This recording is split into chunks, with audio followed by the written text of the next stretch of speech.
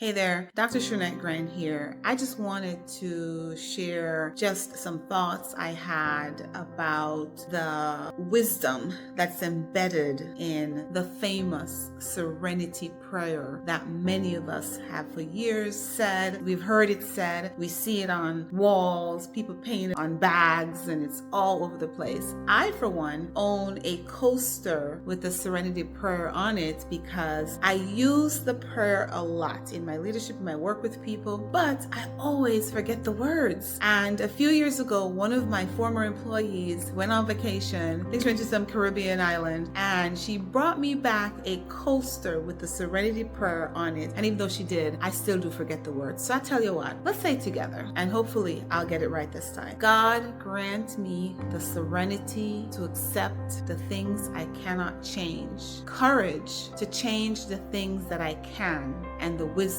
to know the difference. Ooh, I think I got it right. Do we understand just what kind of masterclass in emotional intelligence, decision making, and resilience those words represent? All three skills that as leaders you must possess, or at least be in a process where you are growing to build those muscles for yourself. Emotional intelligence, decision making, and resilience. The first sentence says, God, grant me the serenity to accept the things I cannot change. And oftentimes we view acceptance as weakness, but perhaps it's just an opportunity for you to be redirected. Perhaps it's just an opportunity for you to exercise those decision-making skills and that resilience that you have inside of you. Perhaps an opportunity for you to think through how your response to that situation really aligns. God, grant me the serenity to accept the things I cannot change. There is nothing more frustrating than being in a situation where you have no control or very little control. It does not matter whether you are a parent, an entrepreneur, a business person. It doesn't matter whether you are a principal. If you are in a situation, by nature, as human beings, we love to be able to see and control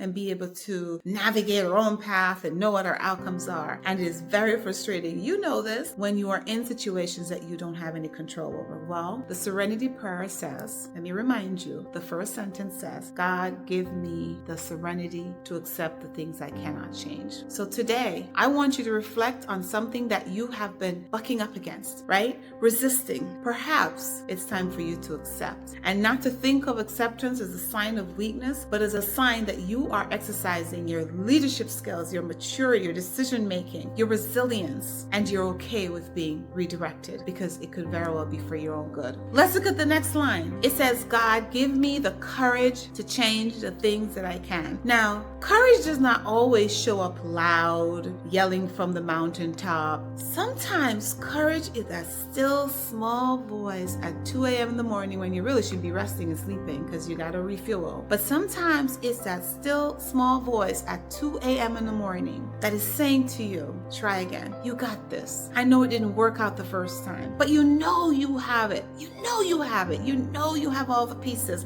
You know you did all the right things. But perhaps you just need to make this adjustment. You just need to perhaps reorganize the team a little bit. You probably just need to make a few very small decisions that are going to help to make that thing a success. And you are going to be courageous enough to not give up and try again. And again, courage does not always rear its head loud on top of the mountain. It's in those still moments sometimes when we find the courage to act, to take action, to do what we know that we can do, to do what we know we were made to do. God, give us the courage to change the things that we cannot change. And if you are reflecting on something right now that you know you can, but you are not bold enough, or you are a little bit timid about it, and you're struggling with that courage component, today I want you to pledge, to vow, to get up and walk in courage and go get it done. And the last sentence says, and the wisdom to know the difference.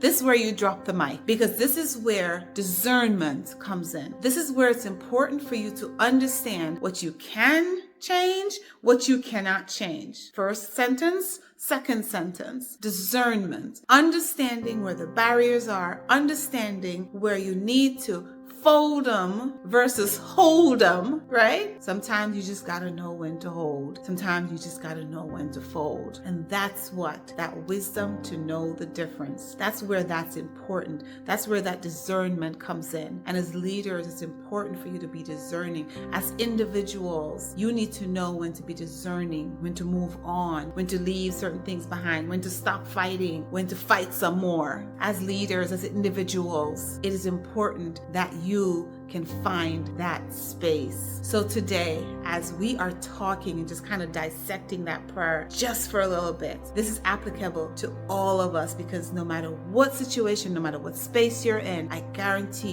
you come across situations where you have to make decisions, where there's a struggle, there's a fight, there's resistance, and you have to make a decision. 1, I accept. 2, nope, I don't accept, and I'm going to fight. I have the courage to fight. And most importantly, the wisdom, the discernment to know the difference and when to enact which sentence in that prayer. So if you are listening, I want you today or this week to commit to 1, recognizing at least one thing that you need to accept and let it go. Accept it, let it go. And I want you, on the other hand, to think about something that you have not quite pulled all the courage together to make happen, and go make it happen. Be courageous enough to make it happen. And I want you to practice stillness in response to the 3rd sentence that says, give me the wisdom. Because sometimes we just have to pause and be quiet.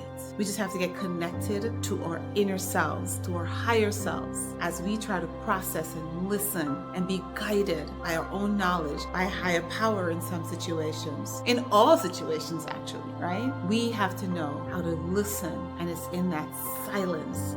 Sometimes we're too busy. We're moving too much. Be still, process, because that's where your wisdom, the discernment, and you gaining a true understanding of what the dynamics of your situation are, and you will know whether you are going to hold them or whether you're going to fold them. With that said, share this with somebody who you know could benefit from these insights. I'm Dr. Shanette Grant, if I hadn't said it already. Ciao.